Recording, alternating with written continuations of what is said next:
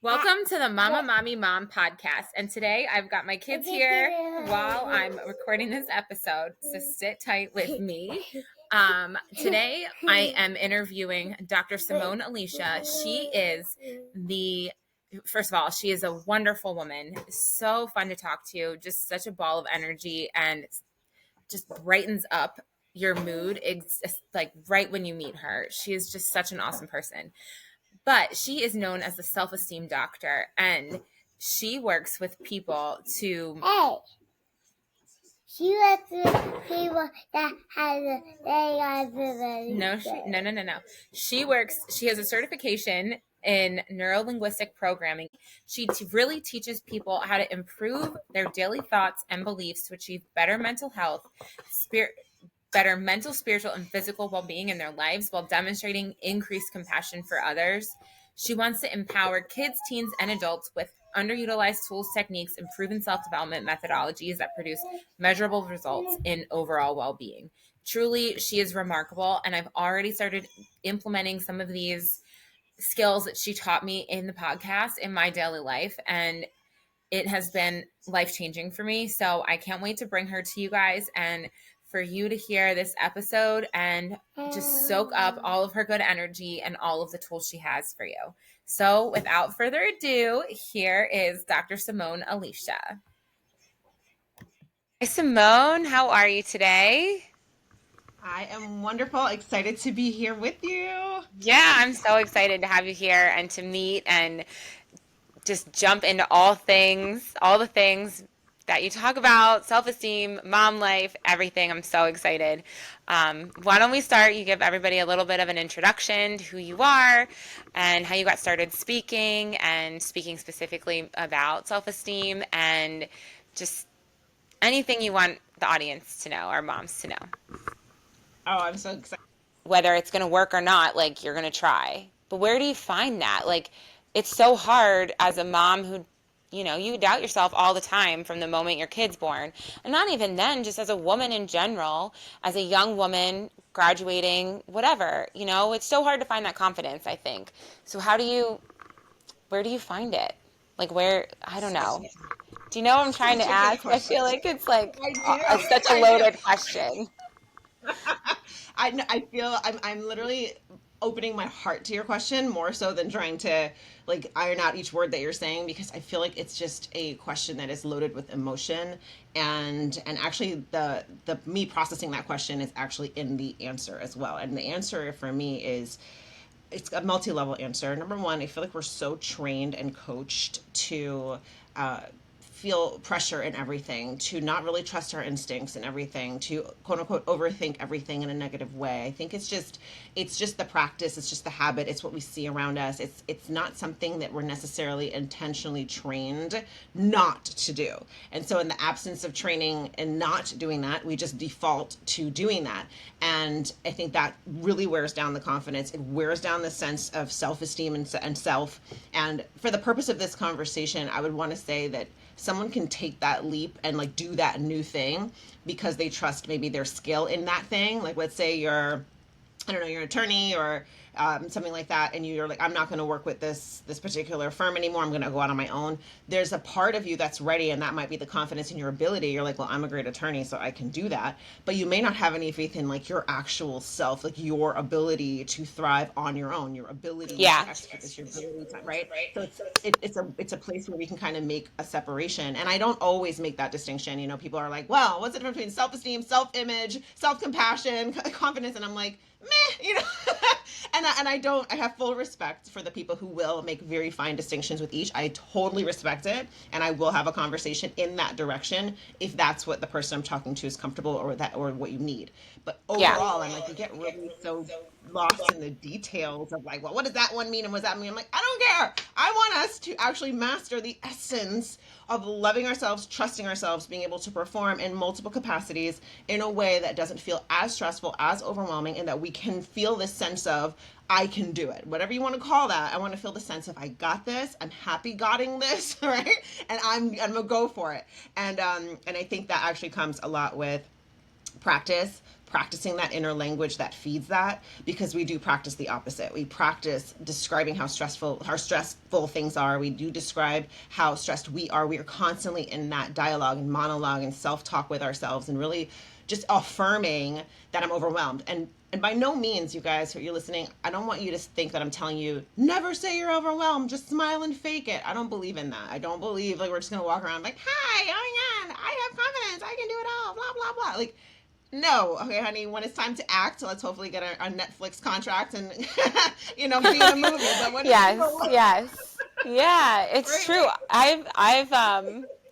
I've totally been there too. I'm in therapy, and I focus a lot on my anxiety on my Instagram page. And I said to her, yes, my therapist yesterday, I'm like, I focus so much on my anxiety and thinking that I'm not capable, that when I go to do something, that's the first thing that comes to my mind. And I'm just spiraling down thinking I'm not capable and that I'm anxious, and focusing on that instead of focusing on the fact that I can do this. And she says a lot, like, focus on not saying like I'm going to or I'm trying, focus on saying I am doing this and I am and I can do this, or I am doing this, like as you're doing it, so that you build that confidence, because focusing on that anxiety is only making me more anxious, which is just silly because I'm trying not to be.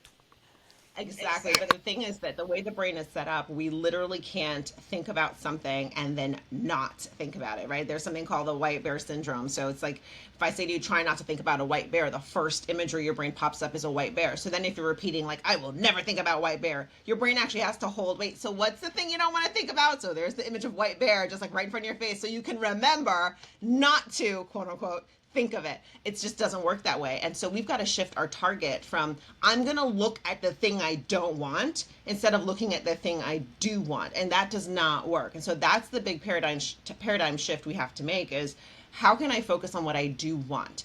And I just want to pause here, you guys, just to say that I'm a certified Neuro Linguistic Programming practitioner. And with that, we talk a lot about the language of the mind, like using the language of the brain to program our behavior and get the outcomes that we want. When you said my anxiety, the coach in Simone jumped up and was like, stop owning that, Emily. Like, if it's mine, come on. Like, we tend to My be therapist said territorial. the same thing yesterday. She said, that's not your anxiety. That's an emotion you're Thank you. feeling. Don't call it that. Oh my And gosh. I didn't think of it that way either and you're saying it right off the bat. Like, yeah, it's a problem. And Yeah. whether it's anxiety or stress or overwhelm, like not owning it is a big deal, and not focusing on it. Like, you could have a million things in the air and be overwhelmed, but it's not your overwhelmed, and it's not something that, like, if you focus on it, it will only continue to grow. And 100%. and it's like I said to her yesterday, I'm like, when am I not going to feel this way? Like, how long is it going to take me to not focus on this? Like, how long is it going to take me to, like, change my brain and really, but it's been years, like, it's not going to be a 7-month process. It's going to, and that's how long. So I had a miscarriage in November. And after that, thank you. After that, I like knew, okay, I know I can't do this on my own, because I knew postpartum with my girls, I really struggled with depression and anxiety. And I knew that, like, I needed to I knew I needed help right away, a support team. So I immediately started going to therapy. And, through that, like, I've been really trying not to focus on, like, I've been learning that, this has been years of buildup. It's not going to go away. And it's not just because of the miscarriage. It's because of Right. the years of buildup that I haven't dealt with it and haven't processed it. So, but it's frustrating, right? Because you have those thoughts and they don't go away, and it takes a lot of work. But slowly you feel better. Like, every day is better when I'm not focusing on those things. So I'm going to blow your mind for a second. So the work with neurolinguistic, let's go. So the work with neurolinguistic programming, and this, I'm going to speak strictly from the evidence, not only that I've read and studied, but what I've actually experienced as a coach with my clients and in even in Awesome. large audiences. So our brain is seeing in pictures. And so, as we basically, let me try, and a good way to do NLP is to constantly provide analogies and visuals and something that your brain can lock onto. Because words are great, but they kind of literally pass through and go to the, like out the other. So, if I can have a great imagery. So, I want you to imagine that every time no, I'm sorry. Let me go back because I want to give you this example. So in NLP, what happens is that we're literally reprogramming the belief system in the brain, and we're using the pictures and the language that the brain speaks to do that. So here's a very tangible example. I had this client once, and this is a silly example because I'm going to keep it light for us a little bit on this particular one. So this client says, she's absolutely in love with this ice cream that was out back in the day that had like some kind of thing. It was like core ice cream with like this caramel in the middle, and she was like, I don't need to eat this. I wish I could just zap my brain and not eat this and not want it. And I was like, ooh, pick me. I can help you. And so literally we sat in session, 1 hour, and we brought up the picture and the representations that her brain had of this ice cream. We took another representation of something that her brain absolutely does not like, despises, does not want to ever put in her mouth, ever eat, ever again. And literally we did this technique in NLP called mapping across. So we took the imagery of how she represents that ice cream in her brain, like imagine it's like, ooh la la, so yummy, so delicious. And we figured, where does her brain hold it? Is it like right in front of her face, big picture, colorful, and we changed that modality and had her imagine, strictly using the imagination, move that picture over in the place where her brain represented something that she doesn't like. So essentially we told the brain, hey, can you move it out of that file that says I love it and I need it all the time? And can you put it in the trash file that says please don't ever bring that near me ever again? And literally when you're in a certain state and you're working with a provider who can kind of guide you through it, you just do it. She just moved a picture and I was like, okay, so lock it in. We snapped, we took deep breaths, and then she was like, okay, what now? And I go, now you go try to eat the ice cream and call me, let me know what happens. She calls me the next day and she's like, I couldn't get down the ice cream aisle. Like I literally could not walk down the aisle towards it. What did you do? And then that became the theme of all of my sessions. What did you do to me? And I'm like, oh my God. I told my husband, like, Sean, I think we have to sign paperwork because people keep asking me what I did to them. I'm not doing anything to you. Like, can you stop? But that's like Shallow Hal. Do you remember Shallow Hal, the movie where he Tony Robbins programs him to see all the ugly people beautiful? Okay, 100% fact-based, because Tony Robbins actually does that work, and he actually studied NLP as well, Neuro Linguistic Programming. So Tony and I are both in that same category of what we studied, so I love that you brought that up. And so it's not reserved just for silly ice cream things and whatever. The thing I did to myself, by the way, while studying was a Kit Kat. So if you're ever going to gift me anything, do not give me a Kit Kat. I cannot stand the sight of it. It's like, ugh, why'd I do that to myself? We'll talk about that another time. So you can reverse that though, right? Like you could reverse it. Reverse anything. You can force anything, and I love that you asked that. Here's an example. Imagine someone who's taken their first sip of a beer or something. Like you're 18 or 21, whatever, and you have your first sip of beer, or you take your first cigarette, and you're like, ew, that's disgusting. I would never drink it again. But you're at another party, you try one more time, and you're like, oh, still gross. And by your fifth party, you're like, chug, chug, chug, right? Because you just kind of rewire your relationship with that thing by continuously trying to adopt it, right? So you can reverse it. But in NLP, we can take more serious topics and have very similar results. I've had, for example, a little girl, so moms, you're going to like this. There was a little girl who she would not leave her mom's side at play dates. I want to say she was about 7 at this time. And she wouldn't leave her mom's side at play dates. It's a very social community. And she's like, what am I supposed to do? We go to play dates. I'm standing there. She's beside me. And I'm like, I got this. So I start creating these new pictures in her mind. I start using what we call modality, right? The way this child sees the world. She's very visual. She likes drawing. She likes pictures. A lot of kids do. And so we incorporated this visual aspect and started telling stories, writing the story down with the new target of going to play. All of that helped her to elevate the emotion and shift where her brain was holding the picture of her. When I go to play dates, I must be my mom. When I'm by my play dates, this is scary. When I'm at a play date, I'm nervous. We shifted that to, oh, when I'm at a play date, I can do like this character did that we talked about. And it just shifted. And literally by the next time she went to a play date after our session, the mom's like, she ran away. She ran away from me. She just went, wait, What did you do to me? What do you do to my dog? Like, can you stop? This phrasing is getting dangerous, y'all. And I'm not saying every single case will be like that. Everyone has layers and layers and layers to their lives. So certainly things can take more than one session, 1 hour. But I've worked with pretty intense cases, people overcoming illnesses and they can't sleep and they're having pseudo symptoms and everything is clear. And I'm able to like shift that. Again, it's in a very short time frame. There is a certain amount of readiness you have to have for that. And there's, of course, certain layers we talked about, again, but it is not necessarily this lifelong quest like we always automatically put it in. So yes, it can be, and respect to all of you. If you're listening and something has taken you lifelong, do not judge yourself, do not be mad at yourself, do not accuse yourself of anything. Everyone is different. We are living different lives, and you are doing awesome. If you're still hanging in there, you are doing awesome.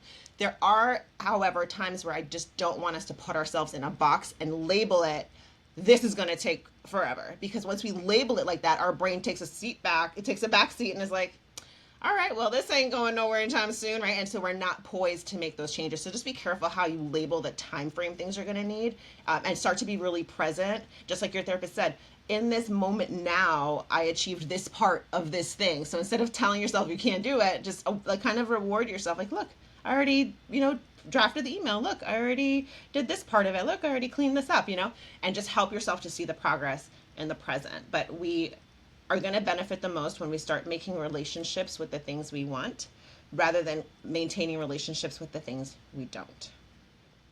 That's what I'm a gonna see every day. yeah, and I had chills when you were talking about the kids too, because this is also helpful. Like, and I feel like moms, women, all women, like when you become a woman and are on your own, I really feel like we need more support than we're given.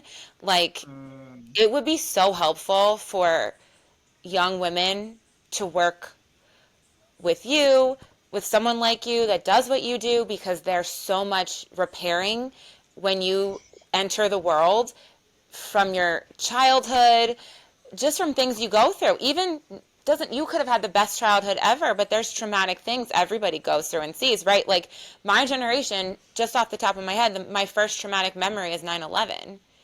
So every time I see a plane, I think of that.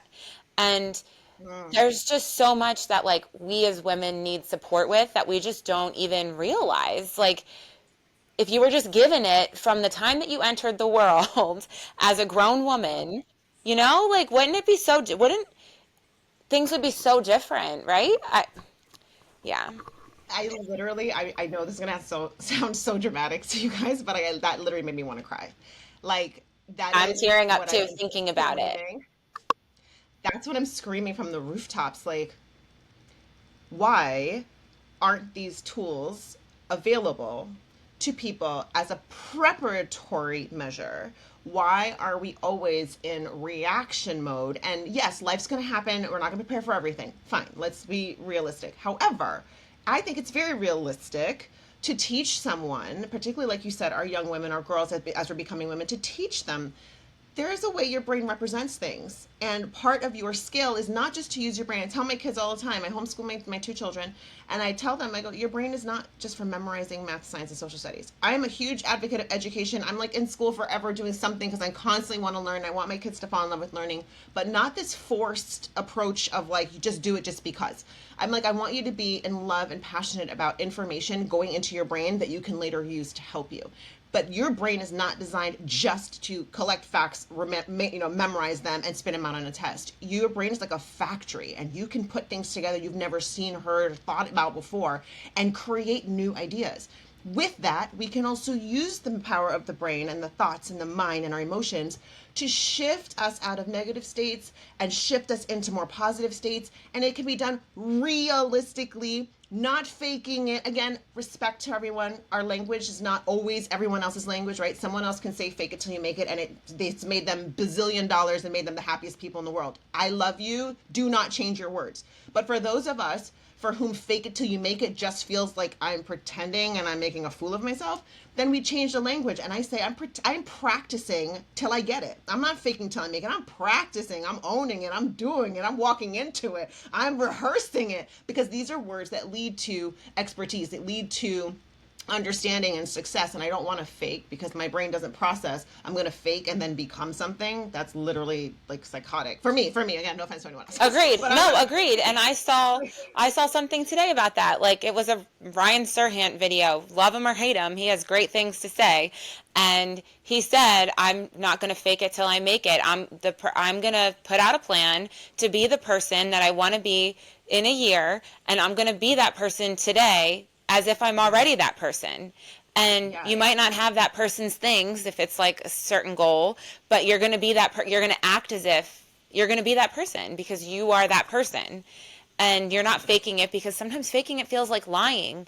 Like you said in the beginning, you can't sit there and say I have it all together and everything's fine, because it's a lie. Like, and whether it's a lie or not, like you can't, that's the kind of faking it till you make it. Like, it's not true to who you are. Something's going to be off there when you go and act that way.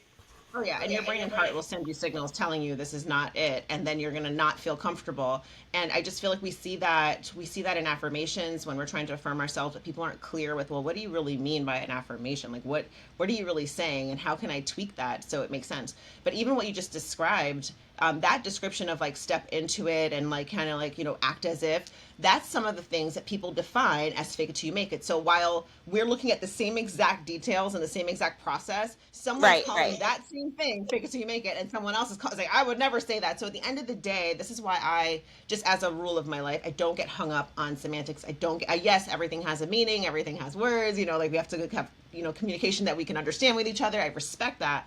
But I also don't get hung up on words, because someone might come to me and say, give me more confidence. And I'm not going to be like, you don't need confidence. You need self-esteem. Like, I know what you want. Like, let's go. You know what I mean? Let's get to it. Right. I'm not going to sit there and make that differentiation. So I'm just encouraging you, when you hear like that title or that stamp, fake it till you make it, dig another layer deeper to see, what does that really mean for you? It means stepping into something that might not be fully here right now, but step into the pieces of it that are here, the pieces of it that you can access, and see what it does for you. I have a great example for this, Emily. Can I share this one? I think it'll help. Yeah, of course, share.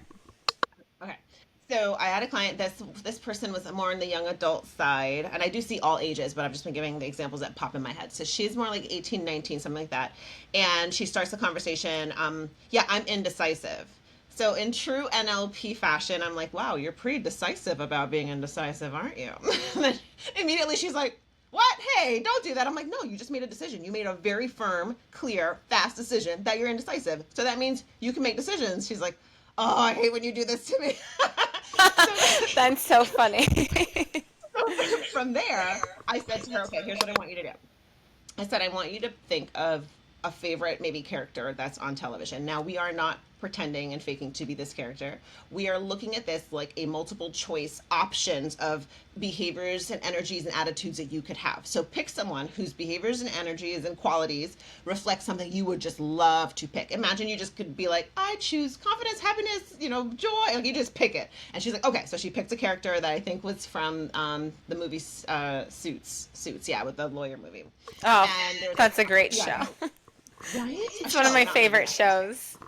Hi, Harvey Specter. Okay, I know. It's such a good show. Like I love it. Okay, sorry. We could digress. No worries. No, I was there with you because I was like, Harvey, baby. I know, I was not focused at all. All right, here we go. So she picked Jessica, if you guys are familiar with the show, because Jessica's like this little bad, bossy, like she's just together. So I go, okay, what we're going to do right now is you're going to step into the energy of Jessica. You are not pretending to be Jessica. You look at Jessica, you saw her qualities, and you're just plucking them out, and you're putting them in you, and you're going to behave as Jessica would. This is a you thing. This is not anyone else. She's like, okay, I got it. I said, I'm going to ask you the last 5 questions I just asked you that you told me you have no idea because you're indecisive. And you're going to use the qualities Jessica would use to just be decisive and answer them. I go, I'm not going to hold you to anything, but just step into the exercise. She's like, okay. So I literally ask her, question 1, boom. Question 2, boom, boom. Question 3, boom. And I'm like, so what happened? She's like, wow, I guess I can be decisive. I go, you just didn't consciously select the qualities that allowed you to align with that. Your target was off. Your literal target was, I'm not decisive. You cannot imagine a target in front of you that says I'm not decisive, and there's a target on the other side that says I'm decisive, and your mind is constantly aimed at I'm not decisive, I'm not decisive. How will you ever hit the I am decisive target if you're not even looking at it? So I'm like, step one is to just try to embody it. And if I was decisive, I would say this about this. And all of a sudden that switched. From there, she literally made a set of decisions that improved her situation mightily within about a week after our talk. And so that's sometimes Wow. just those things that we need to know. Like you said, why shouldn't she have known that this was a possibility? We're always going to need guidance. We're always going to need someone at our side to help remind us along the way. But why don't we know these things are even possibilities, or that this is the way the brain works, or these are some of the language things that I can do to not sink myself really deep into a really dark place? Why? And so, of course, I'm like, I'm going to do my part to. I'm like, okay, this is like the self-esteem question, isn't it? It's me, isn't it? It's me, isn't it? Okay, so I literally am like, let's make this available to people. And that's honestly, I know you didn't ask this question yet, but that's why I started the Academy. I have an online Academy platform, 24/7 access, so people can go on and get resources. And there's a whole entire library that's completely free, so that if you're like, let me check this out first, you can go check it out, but you're going to get resources. And one of my clients who was literally facing a panic attack at, I think it was 2 a.m. Eastern time, we're on the East Coast in the US here, and she was facing a panic attack. She was like, what do I do? She logged onto the Academy, went to a resource called Tapping, Emotional Freedom Tapping, and it's the preferred videos and stuff that I curate, and I put some of them on. Some of them are my original content. She went to the video, she tapped along with the video. Tapping is like doing acupuncture with no needles. And so she started tapping this pressure point, and she was like, Simone, I've never ever been able to get myself like to come down from a mounting panic attack. Like, that was awesome. And my thinking is, I was asleep, girl. Like, I was asleep and you were able to get the resource you need. I felt so like, yes, like, thank you, God. Like, thank you for letting me make a resource that people can access anytime, any place when they actually need it, because that's what I feel like we need. Yeah, definitely. And those kind of resources are things that we all deal with all the time. That we need resources like that, but we don't know, people don't know where to go, or that their life could even change. Like, they just kind of go through the motions, and I'm learning this too. Like, you go through something, you have to process it, and then like there's tools like you're talking about that would change people's lives. I mean, just so when I was postpartum with my youngest, I went to a neurologist because I was feeling dizzy. I was having panic attacks. Did not realize I was having them. I was having anxiety attacks. I was getting dizzy. I was feeling like I was going to pass out, because that's what happens to me when I get a panic attack, and I've passed out before. So I know that that's the feeling, and it just overcomes my whole body. And he said, this is a lot of women your age, a lot of women that have kids are like this. It's where you're at in life. That's where you're at. I can give you I can give you some medicine, or you can change what you're doing. And so he prescribed me a low dose antidepressant. I was like, well, no, I'm not going to just go. I haven't tried anything, so let me try something. Yeah, look at yes, I know. So you're going to put me. No, I said the same thing. I'm like, well, I'm not just going to go on medicine for my kids aren't going anywhere. I'm not going on medicine for the rest of their lives. Things are only going to get more mentally exhausting, even if they're going to get physically easier. So, so I was like, well, I'm not doing that. So I tried to do things myself, do things that I knew in the past had worked for me. But this that you're talking about with the NLP would have been so useful for me. And now today, I need to do this, because I know that it would change my life. And I don't need to go on medicine forever. I'm not on medicine. I've been doing all these different things to help myself. But I just wish other women knew that they didn't have to live like that. You can live and be the best person you're meant to be. Doesn't matter what age you are, what stage of life you are. You don't have to live in that constant worry, that constant anxiety, in that constant stress, overwhelm. I think indecisive is such a good word to describe a lot of women, because I think a lot of women identify with that, but they're, you put them in that energy and they are different women. And I even noticed that with myself. If I am in my zone, I'm that person that I know I can be.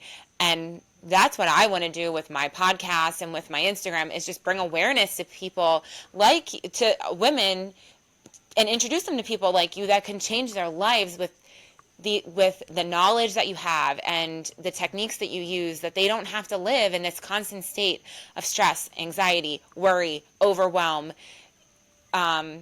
lack, not capable, all these words that we use to describe where we're at, that we can change them and have that self-talk and make it positive and make it and be the people. Women are powerful. Like, we are so powerful. And if every woman realized that and could get past that block, I mean, the world would be a completely different place. And it starts with us as moms, I think, with the generation of kids we're raising. Whatever generation you're raising, it starts with us. I truly believe that. 100%.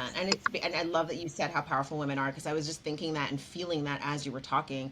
And I'm saying to myself, it's like we have this power and we're kind of wielding it wrong. We're like using it wrong. We're using it because, man, do we know how to stress? Absolutely. Can we maximize stress? Can we take our attention, focus it on something absolutely annoying and detrimental and traumatic, and bring our body down to where we have physical symptoms? That is literally a manifestation. Yes. Like, you've taken thought and manifested it physically in your body in like a big significant way. That is power. We're just wielding it wrong. And I would tell my daughter, she's 13 now, and I literally would tell her, I go, you know, hun, you're kind of like Elsa from Frozen. Like, you got this, this is like when she was 7, I told her, I'm like, you've got this power, right? But you're like shooting people's heads off with this little ice power coming out of your little fingers. But when you channel it, you're going to be building these beautiful monuments. You just have to learn how to use that power. It's not bad power just because it may have gone all a little wonky and done the wrong thing. It's good power. I go, you being strong-minded is good power. But if you're using it in a way that's hurtful, that's not actually using the power well. But when you use it to stand up for someone, or use it to put an extra hour in of like studying, or try something for the 10th time that's not working, now you're wielding your power in a really great way. So I think it's so awesome that you brought that part of the conversation to the table for us to say, ladies, we are powerful, mightily, mightily powerful.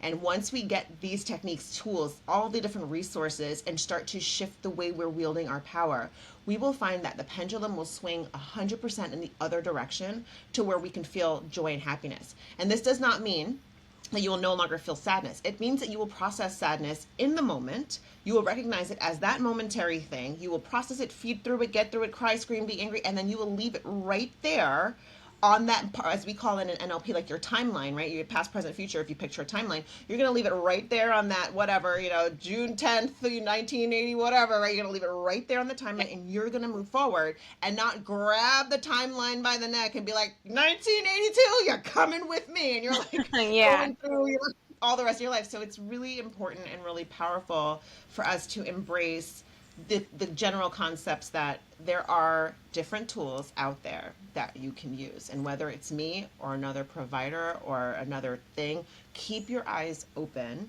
to the tools that are working. People are researching, people are studying. There are so many people out there providing data and footage and resources and reports and everything, studies that are showing that we can tap into the instrument of us, and we can receive a different result. A good visual for this is, imagine that you're literally, I don't know if you guys are old enough, because I said this to a teenage client a couple days ago. I'm like, imagine you're a radio, and it was just like, oh yeah, my audience knows what a radio is, definitely. Thank you. She was looking at me like, what? I'm like, are you kidding me? Are you kidding me? So I was gosh, like, no.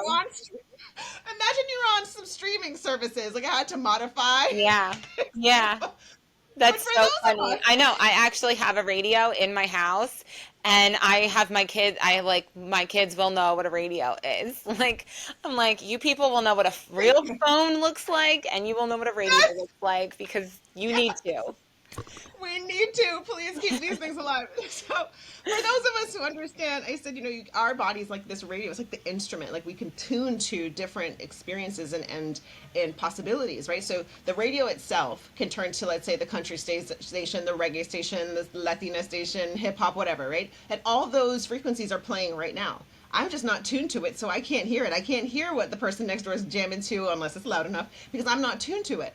So Right. just like that, whatever you want to hear played back in your life, you have to tune to it. It's your job first to tune to it as the instrument. So when I want to hear 99 jams or whatever hip hop, I gotta tune the station to the hip hop station, make sure it's giving off that clear reception, and then I'm gonna hear it play back to me because I tuned to it. But what we've been doing is we're tuning to the hip hop station, but we really want to hear classical music, and then we're upset. Well, why aren't I hearing classical music? Because you didn't tune to the Yeah. classical music station, honey. You tuned to the hip hop station. So you got to be better at tuning. And that's not a matter of are you good enough or bad enough. It's a matter of practice. This is what we should have been practicing in kindergarten. But Yeah. alas, we never too late. But now we have to practice it. And it sounds weird to say, wait, I have to practice being positive. Yes, you do. You have to Yeah. practice tuning your thoughts to that station. You want to feel good at the end of the day, then your tuner better be tuning to the things that make you feel good throughout the day. You can't look at everything that hurts you, makes you angry, makes you sad, makes you anxious, and then at the end of the day say, well, why didn't I hear happy, quote unquote, music in my life today? You didn't tune to it, my love. And that's a Yeah. difficult thing to do at first, but with enough desire and passion and like this is what I want in my life. And you make that decision, honey, Yeah. it's a decision away. It's a decision away. It truly is. I had a little aha moment a couple weeks ago about when I feel anxious, I get that dizzy feeling, and then I kind of feel like I'm on a boat sometimes, like and like quick movements will set that off in me, like almost a vertigo feeling, but I don't think it's true vertigo. Um, Got it. and I was just having a conversation, and the person I was having a conversation with, she's like, that's like a psychosomatic response. So what I was doing was like focusing on the fact that I had a quick movement. I don't think I actually felt dizzy. I think I was focusing on hyper aware, sensitive, like sensory wise, on every movement from the movement. And then I was Mm-hmm. getting dizzy, but not dizzy because I Right. was so I looked into this psychosomatic because I'm like, what is this? What are you saying? Like, what am I Yeah. doing? And now when that happens, I'm not focusing on the movement. I'm focusing on like the next place I'm going. So like I'm not feeling it as much as I was, and I'm realizing like I don't need to feel anxious when that happens because I don't need to be hyper aware of going from A to B. I just need to get to B. And it was silly things, So getting good. in the car, getting out of the car. And I was just focusing on the fact of that movement and refocusing to know that, like, I'm not actually feeling that way. Yeah, like, I'm expecting to feel that way, but I'm not Yes. feeling that way. So that's, like, really life changing in that sense, too, because that was debilitating to be going places and feeling that way or getting it was scary, because you're like, what's wrong with me? Do I have something wrong with my Right. brain? Am I having a Right. problem? And it's literally a couple times a day that was happening to me, Wow. but I made that decision and it's happening less and less every single day. It's a big 100%. A big deal. That's a yeah. huge, and you know what? It's a program. So when we want to kind of simplify it, and if somebody out there's a little bit more what in NLP we call audio digital, like you just need the data, like how does this work? I would tell you this. It's a program. We download, upload, however you want to think of it, programs in our mind by the repetition of thought, by intense pictures and intense emotions, and then we make a record of it. Our brain's like, are you picturing that really sad thing that happens and then you just felt that really painful sensation in your heart? Okay, let's record that, right? That's it's like the formula for building programs is seeing and feeling, with Mm-hmm. intensity in particular. So when we are able and we get the tools to rewrite the program, it's quote unquote that simple. Now, I'm not saying we've all lived with simple situations in our lives. I'm not downplaying major trauma that many of us have gone through. But when we elevate up beyond the emotion, beyond the experience, beyond how inappropriate or horrible the thing was, and just go to the really what we call chunked up vision and purpose of it all, is that it's a program. So you were running a program that said, when I move too fast, like the next part of the like if you ever seen kids write code, right, or in Yeah. those little code programs, when you make a fast move, the next thing is to be aware of all the other moves. The next move is to feel the dizzy feeling. The next move is to be very uncomfortable and hyper aware. Like you had a program Yeah. written. And when someone introduced what we call a pattern interrupt, they interrupted that program. So when you were like, wait, I'd moved too fast, and instead of moving on to the oh no, oh no, I'm going to be dizzy, you started going repeat the first thing and look at it and wonder, was that, did I, okay, so I moved too fast, like that's all I did, like Yeah. that's all I did. So skip now to the last part and be like, and now I'm fine. Okay, boom, program rewritten. It is that simple, not easy to execute, but it is simple in its essence of what it is. And I just want you guys to recognize that you can do that for on any scale, on any level of trauma. And the people who've actually created NLP are able to do this without even knowing what your problem was. Like Richard Bandler, who was one of the co-creators of NLP, he's like, don't even tell me what the trauma was, let's call it X. And then he's like, okay, the picture, move the picture, shift the thing, and you're like, what? And like, and then he's like, okay, now bam, like, how do you feel about that? And you're like, wow, 0 out of 10. It was a 10 before, and you're like, wow, Richard, That's how do you do that? amazing. Right, because it's a program more so, and then we get into therapeutic situations and we start deep diving and we start like exhuming the bodies of pain that's happening, and so we're rewriting the same program over and over and over. And so until we get a real pattern interrupt, we get a real process, a real technique, or something that breaks down the way we're seeing it, the program will continue to run. And that's what Yeah. happens when we end up into years and years and years and years of dealing with the same problem. We never interrupted the pattern that's running, and so we're kind of stuck.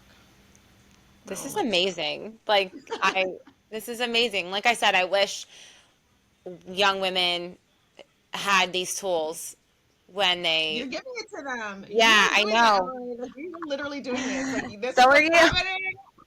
They need it though. Like when you enter the world as a young woman, you need a nutritionist to teach you how to eat for your hormones. You need someone to That part. teach you about NLP and your self-esteem and figure out how you can feel confident in the next 100 years of Amen. your life, because you need to know, and you need someone to teach you how to cook. Like I'm you gonna need like skip that.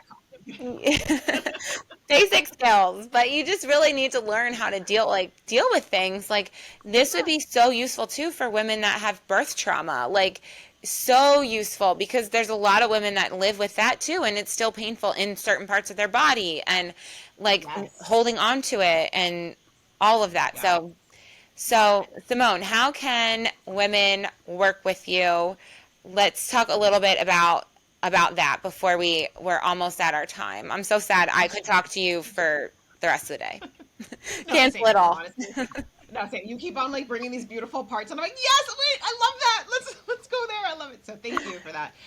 Yes. So I do still do occasional one-on-one coaching. So if there is time, or I do a lot of traveling. I do a lot of TV. I do a lot of public speaking and presentations and such. So I do limited amount of one-on-one coaching, but it is available for anyone who wants to work one-on-one. We can do that. Even more so if you have groups of these women that we're talking about, young women, older women, schools, universities. I'm happy to come out and talk and make it really interactive. Again, a lot of visual language and visual stimulus and activities to make sure this stuff makes these pattern interrupts in the brain.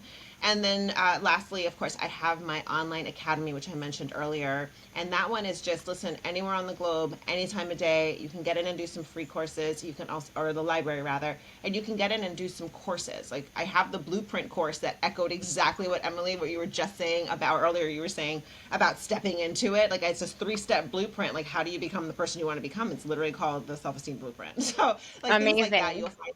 Yeah, and things for kids, the easy self-esteem builder is for like little like younger kids. So that's where I would love you to go. It's theselfesteemdoctor.com. It's like the hub where you can go to find everything else that you need. So all spelled out, THE, like the Self-Esteem Doctor. And that'll get you to my Instagram, which is the Self-Esteem Doctor. There's a pattern here. You make it easy for us. Yes, I Yeah, no, do. I'll link all of that in the show notes too, and where everyone Yeah. can access those things for you too. So, what is one thing you want to leave with the moms today? I would love to leave you with this imagery that life is like a scavenger hunt. And it's not just a one-time scavenger hunt that you start and you stop. It's a lifestyle and a lifetime scavenger hunt. And you get to put down what it is on this list that you're looking for. You get to create that list. And on that list, you can write, I want to find my traumas back. I want to find the person who hurt me. I want to find every annoying thing my kid does. Like you can write that if you want and go through your days looking for that. I guarantee you will find it, and I guarantee you will feel it, and your body will react to it. You will have a visceral response of illness, sickness, lethargy, like being tired, whatever it is.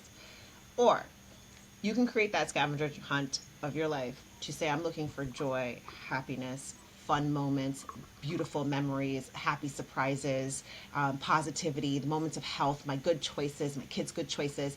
And you can set out from the minute your eyes open in the morning a heart-centered quest to find everything on your daily scavenger hunt list. And you will, I guarantee you, at the end of the day, when you reflect on a day that you looked through the weed of life, the murkiness of life, the cloudy days of life, this is still life. But if you have a scavenger hunt set to find and define what it is that you want to pull into your life, that is what you will go to bed every night feeling, radiating on, vibrating on, and that would be you setting your tuner to receive in your life what it is that you want. So if you want more joy, create a really joyful scavenger hunt for yourself and go get it, mama, because you got this.